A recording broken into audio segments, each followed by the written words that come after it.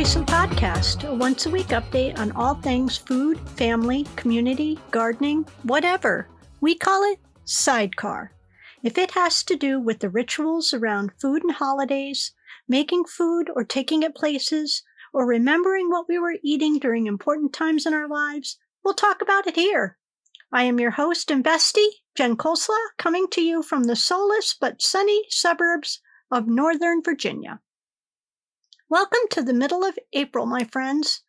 I hope you were not overly pranked by April Fool's jokes and that you have been happily and gently celebrating whatever holiday you celebrate in April. And if you were in the path of those big storms that happened in Arkansas, I did post some pet support nonprofits on Twitter if you want to help out. I know it's a day late and a dollar short to be talking about it here now, but the truth is we're going to be seeing a lot more of these storms, and getting cash to folks on the ground will always be a great way to help, and I'll always try to do that. I hope that you and your family are okay. Even if you don't believe that climate change is the reason for the storms that are eviscerating parts of the country, maybe you saw all that snow and rain in California last month too, I don't know what to tell you. Here's the thing. These storms are happening, and with very little notice. At least if we can tie them back to climate change, we have a chance of mitigating. But if you think it's just divine intervention, then I guess we just throw up our hands and try not to be assholes. Is that the deal? I don't know. I guess we do better so God stops punishing people. Meanwhile, I'm just rolling my eyes so hard that they fall out of my head and I step on one of them while trying to find the other one. So what I'm saying basically is climate change. I'm so sorry that my podcasting schedule has been so haphazard these past few months. February to the middle of May is the busiest time of the year for my job, and it's one of the hardest times of the year for me personally because of whatever reason I have more migraines in March than any other month of the year. Is it the change of seasons and allergies, or is it the universe somehow punishing me because spring is my favorite time of the year to be outside gardening, and now I'm too sick and I can't do it, and by the time April comes along in Virginia, it's too hot. Who knows? I'm probably being punished for being heretic and believing in climate change. Speaking of punishment, our refrigerator died last week, and I had to throw away so much food, it broke my heart. We had one of those French door refrigerators because we loved the big bottom drawer freezer, and it was so full of potato bones, also known as tater tots, and frozen strawberries and peaches from last season that were just being made, waiting to be made into jam. And like 10 pounds of pitted cherries that would have been made into boozy cherries, and it all thawed and got disgusting, and so it all had to go into the compost. In a way, it was kind of cathartic, but I won't enjoy the trip to the grocery store to replace all of the condiments. Not in this economy. Don't worry, I was able to salvage all the cheese. The new fridge comes today, Wednesday, while I'm writing and hopefully recording this.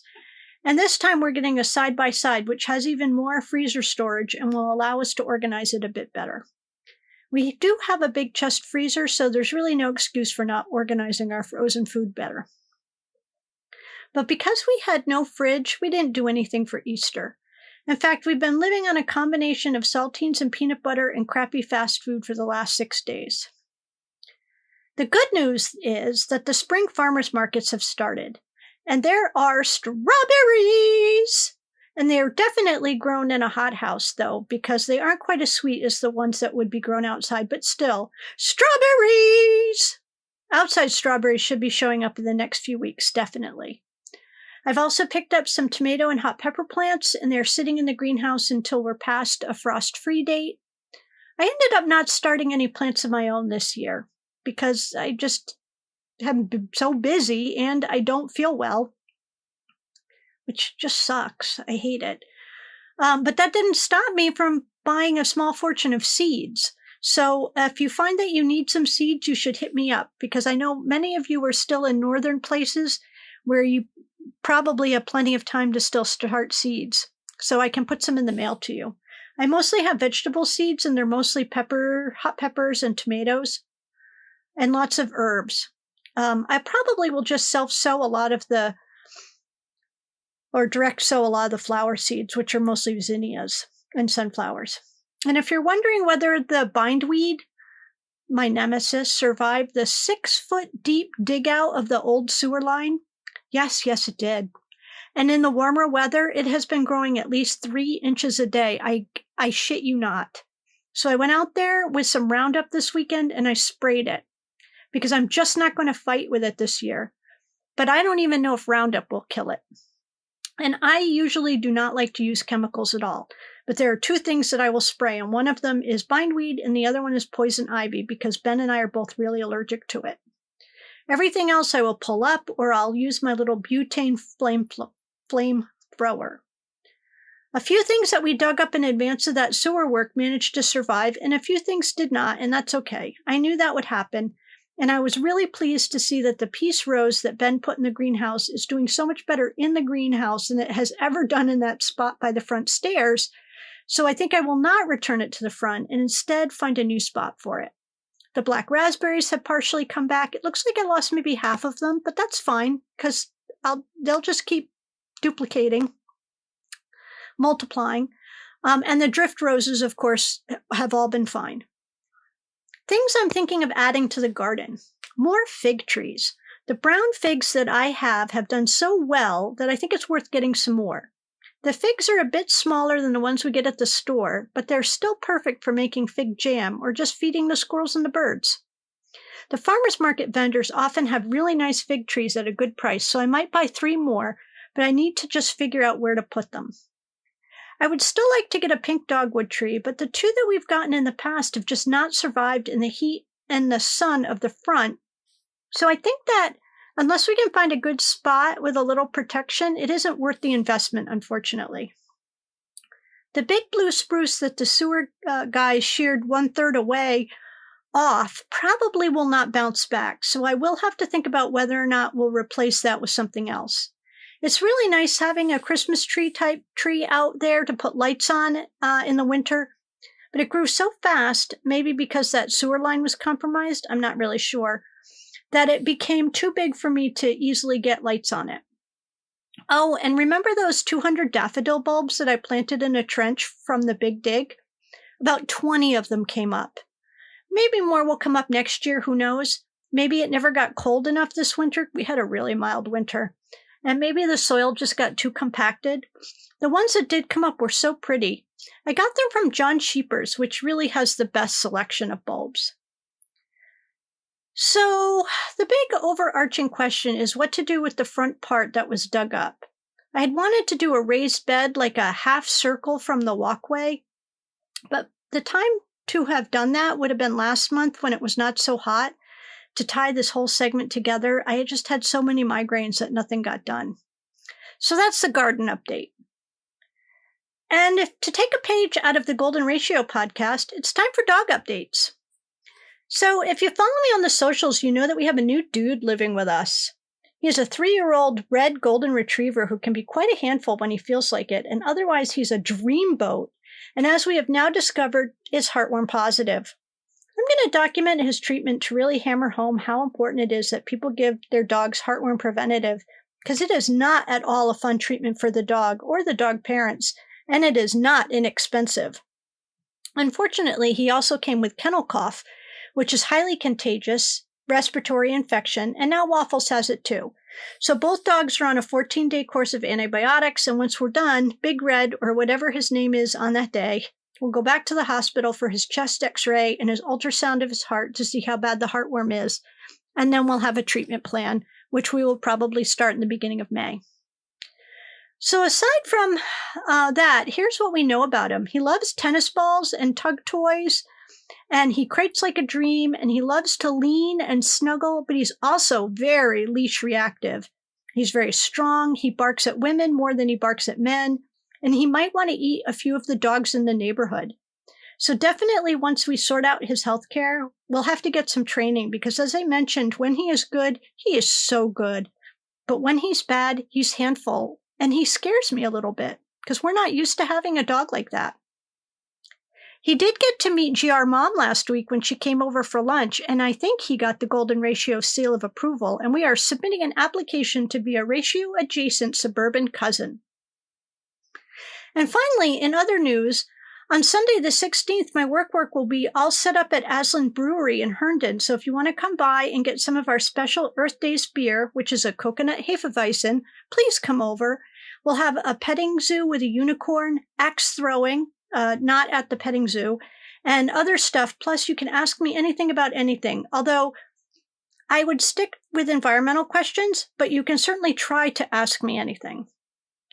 I'm purposefully not talking about the shooting events of the last 2 weeks, or of Kentucky kicking out 2 young Black legislators, or telling you about my beloved brother David, stepbrother really, but he was my brother, who left us 20 years ago this month, or updating you on mom stuff, because it's just too much these days. So let's just focus on spring, new dog, peanut butter pill pockets, they actually taste pretty good, strawberries, plants, garden plants, and the fact that my birthday is less than a month away. And what are we going to do about it? Because a certain husband will be away at a conference.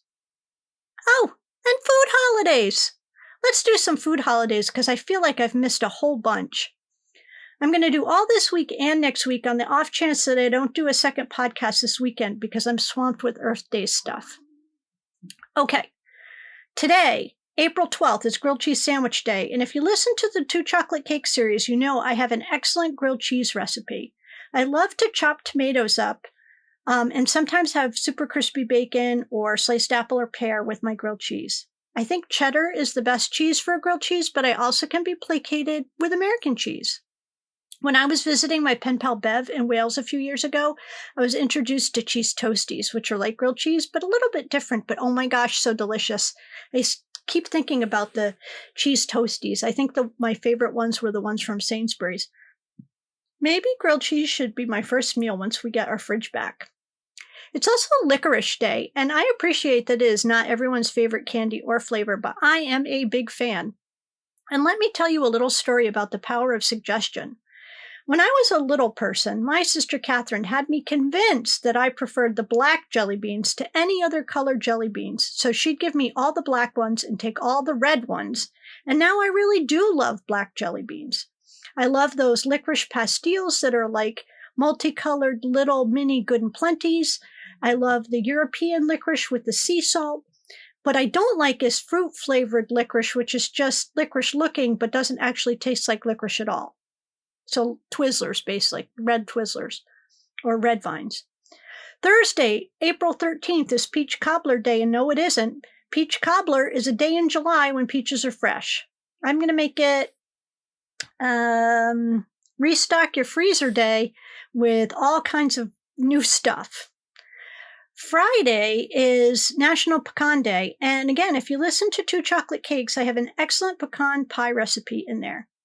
We got a pecan pie from the Red Truck Bakery out by the vet's office, which had gotten into a bit of a kerfuffle last month, I think, with a bunch of shitty right-wingers. And man, oh man, it was the best pecan pie I've ever had, and I have had some good ones. Saturday the 15th is Spiral Glazed Ham Day, and I will not lie, I love ham so much. I love the Honey Baked ham stores, and my idea of a serious treat is getting a sandwich from there after a very trying day. There is a Honey Baked ham place not far from my doctor's offices, and there is one not far from my office offices, so that pretty much covers any of the bad days I could have. Easily one of my favorite things about Easter is, in fact, ham, and I'm bummed that we didn't have any this year. However, I think I've gone on the record before in saying that I do not love country ham at all. No. Sunday is Eggs Benedict Day, and that is definitely one of my go-to meals when out at brunch. But I am not a big fan of Canadian bacon, so I will happily sub in tomato or spinach or bacon, but only if it's super crispy. I really don't like chewy bacon. You might make a note of that. Mostly I just love hollandaise sauce. I will put that on everything. It's also Day of the Mushroom, and it just occurs to me how good Eggs Benedict would be with a big old slice of grilled portobello mushroom instead of Canadian bacon. Maybe there's already a name for that, but if there is, I've not heard of it. There's a great mushroom vendor at the farmer's market, and although Ben doesn't like mushrooms, I picked some mushroom risotto up to try out. Let's see. Sunday the 16th is also the day we are celebrating Earth Day because the following week is just jam-packed with other Earth Day events. So again, if you're local to me, definitely come on out and let me buy you a beer or an ice cream or a cotton candy that is made to look like the Earth. Monday, April 17th is National Cheese Ball Day, and I guess this could be one of two things, either a cheese ball like Clown Shoes, my cat, or an actual ball of cheese. You can pick which one. Tuesday the 18th is Animal Cracker's birthday, which I feel like is a brand new holiday. I do not remember this one from previous years, but I do love animal crackers, and I do love birthdays. Do you know who else loves animal crackers? Goats. Goats love animal crackers. Wednesday, the 19th of April is Garlic Day, and for me, garlic is like salt and pepper. It goes into everything, certainly everything savory. I have it in several forms in my house: powdered, garlic salt, dehydrated garlic, fresh garlic. I get these little servings of peeled garlic at the grocery store in the cooler case in the produce section. Minced garlic and olive oil, and garlic in with other Italian herbs. So I have it in just about every form you can imagine. It is also, in a paste. I get it in a paste too, like in a tube. It's also National Amaretto Day. Amaretto is a funny thing because while it tastes like almonds, it can actually be made with peach or apricot pits or bitter almonds because it isn't almonds at all that makes the flavor, but it's actually a natural source of benzaldehyde, which is the aromatic that makes the almond smell and flavor. And I love those little crunchy Italian amaretti cookies that are wrapped in paper. I sometimes see them at Total Wine and at World Market, but they are best when you get them from an actual Italian bakery because I find that they're fresher. Thursday, April 20th is Pineapple Upside Down Cake, and honestly, I'm ambivalent. I mean, I like all the elements, but what is even the point? I feel like it is an heirloom cake, but it absolutely isn't anything that I ever seek out. It's also Lima Bean Respect Day, and while I never liked lima beans growing up because they were always frozen and really they had freezer burn, when I married into Bed's family, we had fresh butter beans, which are really just lima beans with better PR. I totally fell in love with them. I mean, they were often fresh frozen right at the farm, and they were so delicious. So mad respect as an adult for lima beans. I wonder how easy they are to grow. Friday, April 21st is Chocolate-Covered Cashew Truffle Day, which sounds honestly like a Mad Lib, so whatever. Saturday, April 22nd is Earth Day, by the way, so maybe try something new to decrease your carbon footprint. There are lots of small things you can do, like making sure you bring your own bag to the grocery store, stop using single-use plastic stuff, get yourself a set of picnicware for the office or to leave in your car, just say no to plastic forks and knives, bring your own cup to the coffee shop, no more polystyrene, which is the same thing as styrofoam, get a good water bottle. My favorite water bottles are the double-walled stainless steel ones with the wide mouth for adding ice cubes. That can also be used for iced tea or iced coffee as a tumbler, although I'll be honest and say that I like to keep my water and my flavored drink separate because I can always taste when someone has used my cup for coffee. Start a compost pile. More than 20% of what goes into a landfill is organic, which means it could be composted at a commercial site or right in your own backyard. But here's the hard truth. All of these things aren't enough, even if we all do them, to actually slow climate change. Because while we are regular people who are awful about plastic and waste, we are small potatoes compared to industry. So what we really have to do, along with our own better habits, is to push for environmental policies that hold industry's feet to the fire for them to do better. And they will do better when they are required to do better. Because as much as I love Coca-Cola, they are a huge polluter in the world, and they won't do better until there are laws making them.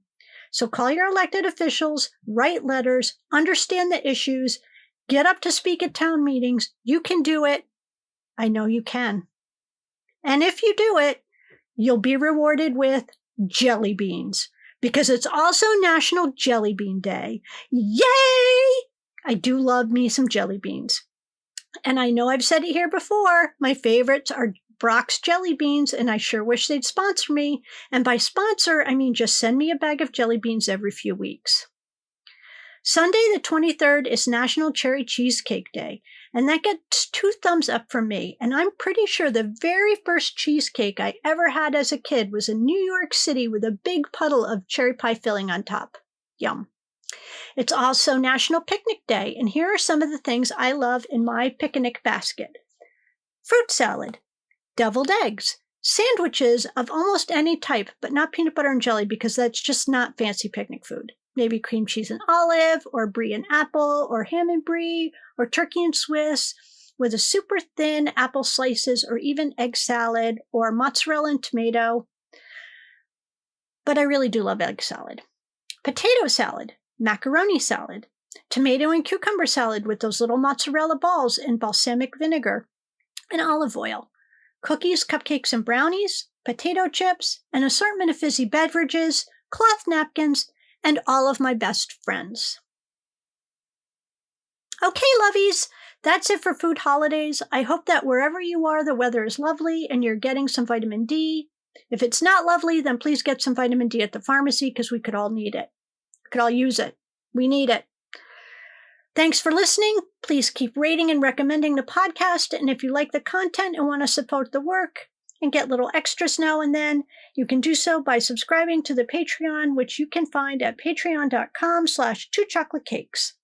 I'm still trying to move over all of the SideCar pods over to their own feed, but Anchor and Spotify have somehow become one entity, and now it is somehow more steps instead of fewer. Anywho, until next time, look around your house and figure out what you can reduce, reuse, and recycle, and you can add reclaim, rot, and repair to that list too. We had to buy a new fridge because it was pretty impossible for us to repair it, but we did try. However, in the last 2 years, we have repaired the washing machine, the dishwasher, and the dryer, and previous iterations of us would have just replaced those items. But YouTube had the answer. There's actually a whole movement called Right to Repair, and I'll talk about that another time, but you could look it up if you're interested. A quick reminder that Arbor Day is the last Friday in April in this hemisphere, and it's a great time to plant a tree, but choose wisely. If you need assistance, hit me up. See you soon.